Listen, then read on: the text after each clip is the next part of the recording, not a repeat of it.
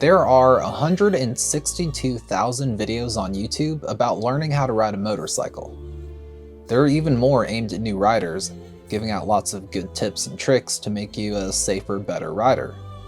But there aren't enough about what you'll discover in your first year as a new rider, and that's what I want to talk about today.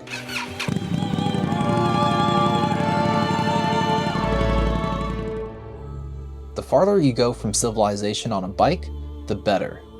It sounds a bit hyperbolic, but these machines feel like they have souls. They want to rev hard and fight the wind as they surge forward, racing along the open road.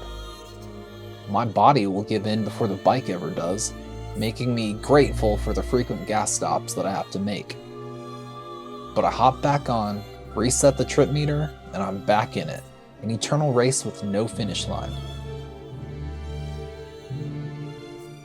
The slow traffic falls behind, victims of my motorcycle's insistence to go ever faster, searching for the next stretch of open highway.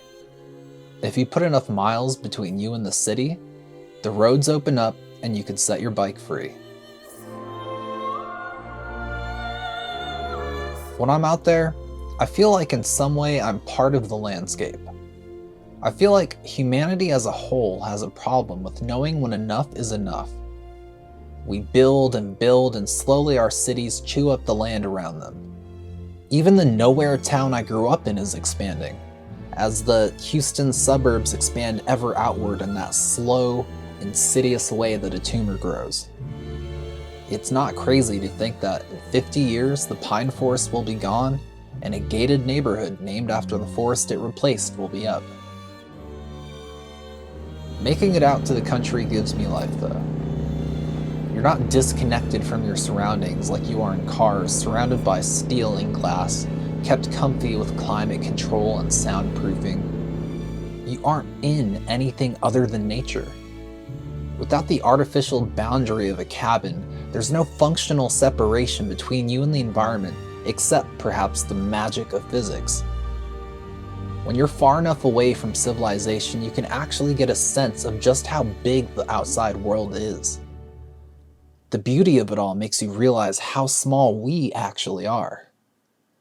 In the city, we build skyscrapers and light up the night with neon signs and think we've conquered the world. But in reality, it is so empty, too big to ever even notice that we exist. We're just small, incessant buzzing apparatus in the grand scheme of things. I never feel like I'm just traveling from point A to point B on a motorcycle. It doesn't have this boring, utilitarian sense of being a means to an end. More often than not, I don't even have a destination in mind. I just go where the road takes me, as cliche as it sounds. And when I do have somewhere to be, riding a bike makes me wish wherever that place is was further away so I could spend more time riding. There's a physicality to riding a bike that we lost in cars around the time we switched to automatic transmissions and power steering. I'm not saying those are inherently bad things. I mean, I can't even drive a stick shift. But it does remove some of the mechanical action of body motion resulting in vehicular motion. There's a hidden sort of joy in the masterful use of a motorcycle transmission. I used to think manual transmissions were just car guys gatekeeping their hobby, but I totally see it now. Being able to choose what gear to be in for any given situation gives you so much more control. Riding a motorcycle just inherently feels less passive than driving a car, especially a modern one. If you want to change lanes quickly, you have to move your body, sort of pivoting around the center of gravity and countersteering. Sometimes you'll need to drop a gear to get into the higher end of the power band where all the torque and power lives, so you can accelerate out of a bad spot.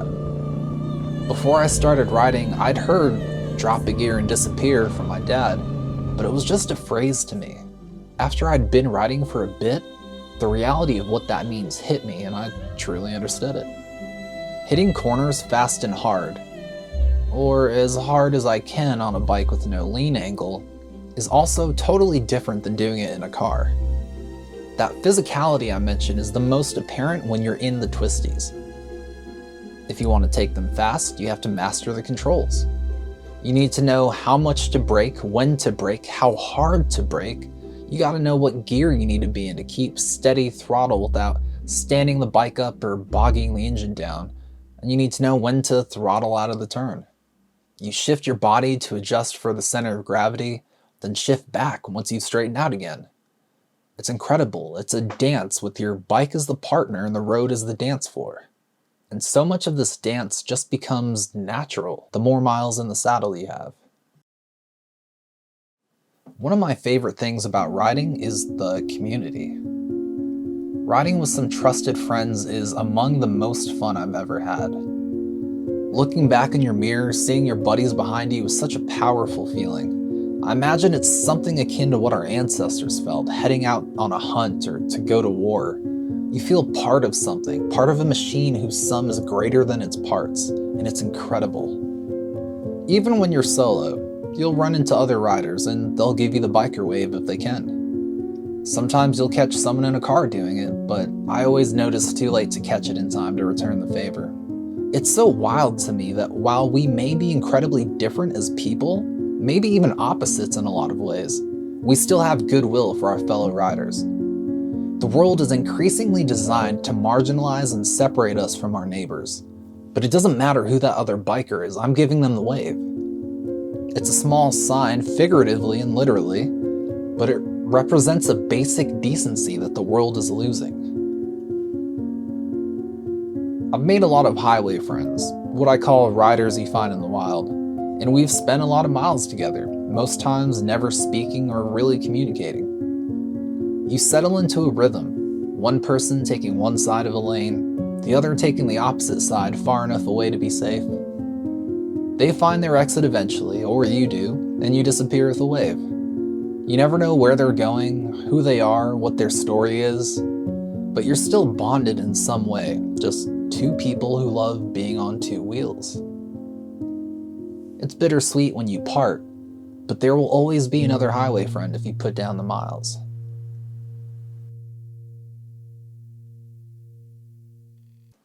The more time I spend riding, the more I regret not starting earlier. I've been all over, seen things I didn't know existed just miles from where I grew up. The world stopped being someplace I travel through as a means to an end, but instead became someplace I wanted to explore.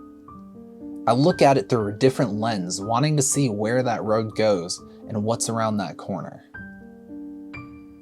I don't think I could ever stop willingly. God forbid anything forces me to. I've always been a doom and gloom kind of guy. Like most people, I've been through some things, and they left various scars and tender spots on my body and on my soul. But there is no dark place that a healthy, wide-open throttle can't pull me out of. No gloomy valley that the rumble of a V-twin and the smell of exhaust can't light up. I mean, the fact that you're even watching this sort of speaks to the transformative nature of these machines. I'm a shy, anxious dude, and here I am making YouTube videos because I need to let people know just how amazing motorcycles are. Whether you know it or not, when you buy your first bike, you have in some way created a new definition of who you are, and it will ripple out through the rest of your life. Your first year riding a motorcycle will challenge you, but it will also make you fall in love with life all over again.